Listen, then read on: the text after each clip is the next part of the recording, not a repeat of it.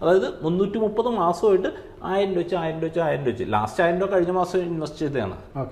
അപ്പം ഇപ്പം 3,30,000 രൂപ. ഇന്ന് അതിൻ്റെ വാല്യുവേഷൻ എത്രയുണ്ടെന്ന് അറിയാമോ? 2 കോടിയിലധികം രൂപയുണ്ട്. 2 കോടി. അതെ, 2 കോടി. അവകാശികളില്ലാതെ കോടിക്കണക്കിന് രൂപ കെട്ടിക്കിടക്കുന്നു എന്നുള്ള. ആക്ച്വലി അത് അവകാശികളുണ്ട്, പക്ഷെ അവരറിയുന്നില്ലെന്നേ ഉള്ളൂ. അപ്പൊ ഈ സെയിം സിനാരിയോ ഇതിനകത്ത് വന്നു കഴിഞ്ഞാൽ, ഇപ്പൊ ഒരു ആപ്പ് ത്രൂ ചെയ്യുന്ന ഒരാൾക്ക് എന്തെങ്കിലും പറ്റിക്കഴിഞ്ഞാൽ ഇത് എങ്ങനെ ഫോളോ അപ്പ് ചെയ്യും? സാറേ, ഇപ്പൊ ഇന്ത്യ വളർന്നുകൊണ്ടിരിക്കുകയാണ്. ഇത് ഇന്ത്യ ഇങ്ങനെ വളരുന്നുണ്ട്, നമ്മൾ ചുറ്റും നോക്കിക്കഴിഞ്ഞാൽ ഗ്രോത്ത് എല്ലാം ഉണ്ട്, പക്ഷെ ഇത് സാധാരണക്കാരിലേക്ക് എത്തുന്നില്ല. അപ്പൊ ഇതിലേക്ക് എത്താൻ ഇവർക്ക് ഏറ്റവും ആപ്റ്റായിട്ടുള്ള ഒരു മാർഗം എന്താണ്? അതായത് ഇന്ത്യ വളരുന്നുണ്ട്, ഇപ്പോൾ എന്തുകൊണ്ട് സാധാരണക്കാർക്ക് എത്തുന്നില്ല എന്ന് ചോദിച്ചു കഴിഞ്ഞാൽ, ഈ സാധാരണക്കാരായിട്ടുള്ള ആൾക്കാരെല്ലാവരും ട്രഡീഷണൽ ആയിട്ടുള്ള ഒരു നിക്ഷേപ മാർഗത്തിലേക്ക് മാത്രമാണ് പോകുന്നത്. ഇപ്പൊ സപ്പോസ് ഇപ്പൊ രഞ്ജിത്തിന്റെ ഇപ്പൊ ഒരു 10 ലക്ഷം രൂപ ഉണ്ടെന്ന് വിചാരിച്ചോ, രഞ്ജിത്ത് കൊണ്ടുപോയി ബാങ്കിൽ കൊണ്ടുപോയി ഡെപ്പോസിറ്റ് ചെയ്തു, ശരിയല്ലേ? നോർമൽ ഒരു ശരാശരി ഒരു ഇന്ത്യക്കാരൻ, പ്രത്യേകിച്ച് ഒരു മലയാളി ചെയ്യുന്ന പരിപാടി ഇതാണ്. ബാങ്ക് ഈ പൈസ എന്താ ചെയ്യുന്നത്? ബാങ്ക് ഏതെങ്കിലും ഒരു ബിസിനസ് ആയിരിക്കും ലോൺ കൊടുക്കും, ശരിയല്ലേ? അപ്പൊ നമ്മളിപ്പോ ഞാനിപ്പോ സുരക്ഷിതമാണെന്ന് വിചാരിച്ച് ബാങ്കിൽ കൊടുക്കുന്ന പൈസ ബാങ്ക് നേരെ ബിസിനസ്സിനും അങ്ങനെയുള്ള പല ആൾക്കാർക്കും ലോണാണ് കൊടുക്കുന്നത്. അപ്പൊ ഈ ബിസിനസ്സുകാരെ പൊളിച്ചു കഴിഞ്ഞാൽ അത് ബാങ്കിനെ എഫക്ട് ചെയ്യും, ബാങ്കിനെ എഫക്ട് ചെയ്ത് കഴിഞ്ഞാൽ നമ്മളെ എഫക്ട് ചെയ്യും. 100% ഉറപ്പായിട്ടുള്ള ഒരു കാര്യം.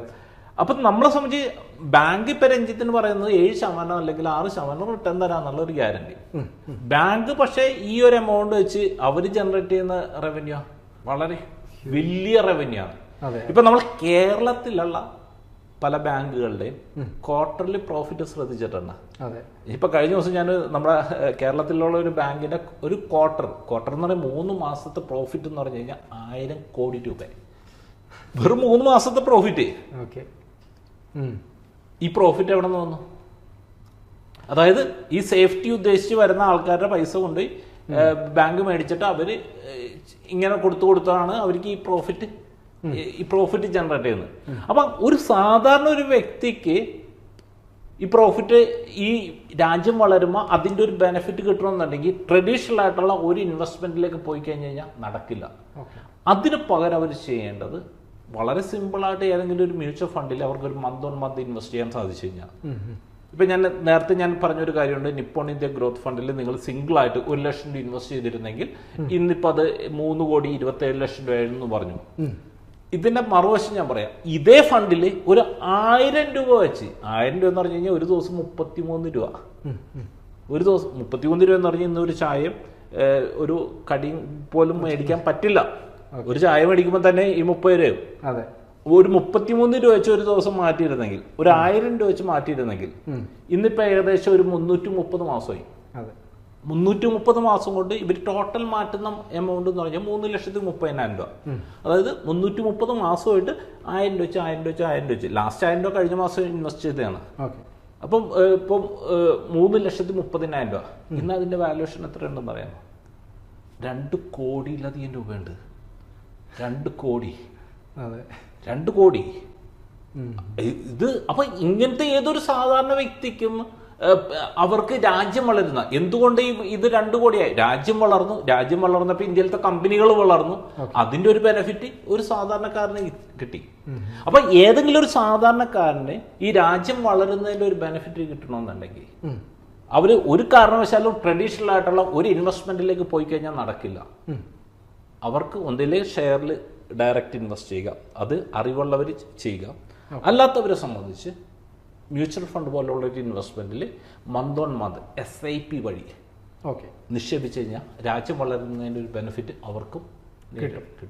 ഓക്കെ, ഇനി അടുത്തൊരു ചോദ്യം എന്ന് വെച്ച് കഴിഞ്ഞാൽ, ഇപ്പം പല ആൾക്കാരും പല ആപ്പ് ത്രൂ ഇൻവെസ്റ്റ്മെന്റ് ചെയ്യുന്നുണ്ട്. അപ്പൊ ഇപ്പൊ നമ്മളുടെ ഒരു കേസ് എടുത്തു കഴിഞ്ഞാൽ നമ്മളുടെ ഇൻവെസ്റ്റ്മെന്റിനെ കുറിച്ച് നമ്മളുടെ സ്പൗസിനോ അല്ലെങ്കിൽ നമ്മളുടെ പ്രിയപ്പെട്ടവർക്ക് പോലും അറിയില്ല. ഈവൻ നമ്മളുടെ മൊബൈൽ പോലും അവർക്ക് ആക്സസ് ഇല്ല.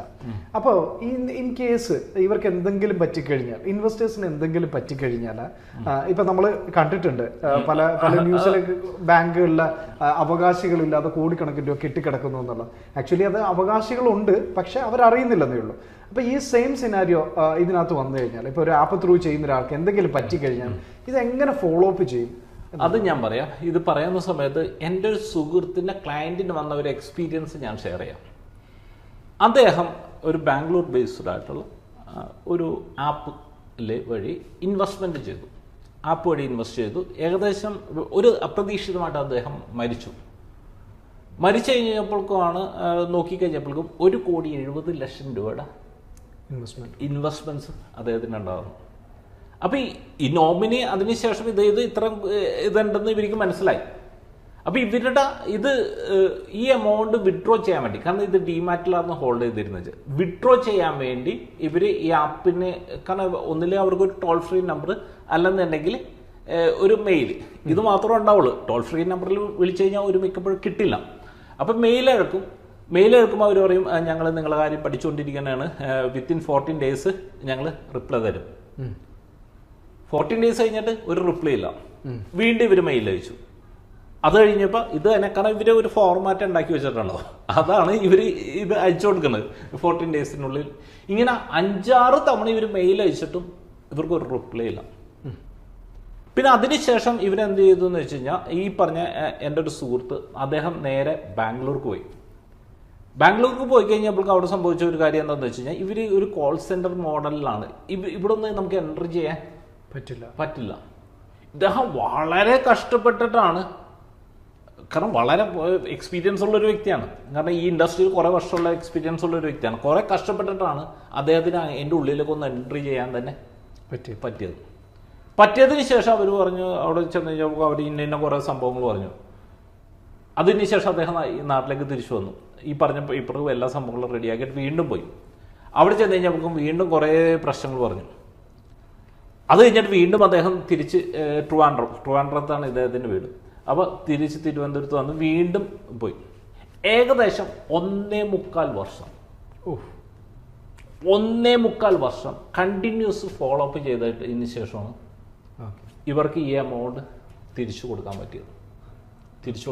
ഈ ഒരു വ്യക്തി ഇല്ലായിരുന്നെങ്കിൽ, കാരണം അദ്ദേഹം ത്രൂ അല്ല ഇൻവെസ്റ്റ് ചെയ്തേക്കണത്, ഇവർക്ക് അറിയാൻ പാടില്ലാത്തതുകൊണ്ട് ഇദ്ദേഹം ഒരു എക്സ്ട്രാ സപ്പോർട്ട് എന്നുള്ള രീതിയിൽ ഇതിന്റെ പുറകെ നടന്നതാണ്. ഇത്ര വലിയ എമൗണ്ടും ആയതുകൊണ്ട്, കാരണം 1.25 കോടി രൂപയുണ്ട്. ഇത്രയും വലിയ എമൗണ്ട് ആയിരുന്നുകൊണ്ട് ഇതിന്റെ പുറകെ നടന്നിട്ടാണ് ഈ എമൗണ്ട് മേടിച്ചു കൊടുക്കാൻ പറ്റിയത്. ഇപ്പം നമ്മളെ സംബന്ധിച്ച് നമ്മളൊരു പേഴ്സണൽ എക്സ്പീരിയൻസ് പറഞ്ഞാൽ, ഡൈസ് ഇൻവെസ്റ്റിനെ സംബന്ധിച്ച് ഇത്ര വർഷത്തിന്റെ ഹിസ്റ്ററിയിൽ ഏകദേശം 5 പേരാണ് മരണപ്പെട്ടത്. അതിൽ ഇപ്പം 40 വയസ്സിലും 38 വയസ്സിലൊക്കെ മരിച്ച ആൾക്കാരുണ്ട്. ഇപ്പം രഞ്ജിത്ത് നേരത്തെ പറഞ്ഞ പോലെ നോമിനിക്ക്, ഈ 5 പേരുടെ നോമിനിക്ക് അവരുടെ ഹസ്ബൻഡ് എവിടെയാണ് എന്താണ് ഇൻവെസ്റ്റ് ചെയ്തേക്കണതിനെ കുറിച്ച് ഒരു ഐഡിയ ഇല്ല. ഏറ്റവും അവസാനം മരിച്ചൊരു വ്യക്തി, അദ്ദേഹം 40ാമത്തെ വയസ്സിൽ ക്യാൻസർ വന്ന മരിച്ചത്. അപ്പോൾ അദ്ദേഹം മരിക്കുന്നതിന് മുമ്പ്, ഒരാഴ്ച മുമ്പ് അദ്ദേഹത്തിൻ്റെ വൈഫിൻ്റെ അടുത്ത് ഒരു നമ്പർ കൊടുത്ത്, അതായത് നമ്മുടെ നമ്പർ കൊടുത്തിട്ട് പറഞ്ഞു, ഞാൻ മിക്കവാറും തീരും, ഇത് കഴിയുമ്പോഴേക്കും ഇവരൊന്ന് കോണ്ടാക്ട് ചെയ്താൽ മതി. അവർ കോണ്ടാക്ട് ചെയ്തു. കാരണം ഇപ്പം ഇദ്ദേഹത്തിന് ഇപ്പം നമ്മളെ സംബന്ധിച്ചുള്ള ഏറ്റവും വലിയൊരു അഡ്വാൻറ്റേജ് എന്ന് പറഞ്ഞു കഴിഞ്ഞാൽ, നമ്മൾ ഇൻവെസ്റ്റേഴ്സിന് അവർ ഇൻവെസ്റ്റ്മെന്റിനെ കുറിച്ച് കൃത്യമായിട്ട് അറിവുണ്ടാവണമെന്നില്ല, പക്ഷെ നമുക്ക് അവർ ആ ഇൻവെസ്റ്റ്മെന്റിനെ കുറിച്ച് അറിവുണ്ടാവും, കൃത്യമായിട്ടുള്ള അറിവുണ്ടാവും. അവിടെ എന്ത് ചെയ്യണം, ഏത് രീതി ചെയ്യണം എന്നതിനെ കുറിച്ചെല്ലാം കൃത്യമായിട്ടുള്ള ഐഡിയ ഉണ്ട്. അപ്പോൾ ഈ 5 പേരുടെ കേസിൽ അവരെ സംബന്ധിച്ച് അവർക്ക് വേറെ ഒരു പ്രശ്നം ഉണ്ടാകേണ്ട സാഹചര്യം ഉണ്ടായില്ല. അവർ അറേഞ്ച് ചെയ്തതിനെ കുറച്ച് ഡോക്യുമെന്റ്സ് ഉണ്ട്, ഇപ്പോൾ ഡെത്ത് സർട്ടിഫിക്കറ്റ് അങ്ങനത്തെ കുറച്ച് ഡോക്യുമെന്റ്സ്, കുറച്ച് കാര്യങ്ങളൊക്കെ ഉണ്ടാവും. അപ്പോൾ ഈ ഡോക്യുമെന്റ്സ് റെഡിയാക്കി തന്നു കഴിഞ്ഞാൽ ബാക്കി വരുന്ന എല്ലാ കാര്യങ്ങളും നമ്മൾ തന്നെ ചെയ്യും. ഇപ്പൊ ആപ്പ് വഴി ചെയ്യുന്ന സമയത്ത് നാളെ സുപ്രഭാതത്തിൽ നിങ്ങൾ പോയി കഴിഞ്ഞാൽ നിങ്ങളെ ഭാര്യക്ക് എവിടെയാണ് ചെയ്തേക്കണമെന്ന് പോലും അറിയാൻ പറ്റൂല, എന്താണ് ചെയ്തേക്കണമെന്ന് പോലും അറിയാൻ പറ്റൂല. പിന്നെ ഇത് എവിടെ ചെന്ന് കോണ്ടാക്ട് ചെയ്ത് കഴിഞ്ഞാൽ കിട്ടും എന്ന് അറിയാൻ പറ്റൂല. കാരണം ഇതെല്ലാം ഓൾമോസ്റ്റ് ഒരുമിക്കത് ഡിമാറ്റ് ഹോൾഡിലായിരിക്കും. അപ്പൊ ഡിമാറ്റിലുള്ള ഒരു വ്യക്തി നിങ്ങൾ ഏതെങ്കിലും ഒരു മ്യൂച്വൽ ഫണ്ട് ചെന്ന് കഴിഞ്ഞാൽ പോലും അവർക്കൊന്നും ചെയ്യാൻ പറ്റില്ല. ഇൻവെസ്റ്റ്മെന്റും ഇൻഷുറൻസും കൂടെ ക്ലബ്ബ് ചെയ്യേണ്ട ആവശ്യമുണ്ടോ? റിട്ടയർഡ് ആയ ആൾ, ഇപ്പൊ ഒരു 60ാമത്തെ വയസ്സിൽ റിട്ടയർമെന്റ് ആയി, ഇദ്ദേഹത്തിന് മ്യൂച്വൽ ഫണ്ടിൽ പറ്റിയ പ്രോഡക്റ്റുകളുണ്ടോ? 20,000 SIP ചെയ്യുന്ന ഒരാൾക്ക് കുറഞ്ഞതൊരു 20-30 ഫണ്ടിലായിരിക്കും ഇദ്ദേഹം ചെയ്യുന്നത്. അത് ഒരിക്കലും അഡ്വൈസബിൾ ആയിട്ടുള്ള ഒരു കാര്യമാണോ, അതോ എന്താണ് അതിൻ്റെ ഒരു പ്രശ്നം സാർ?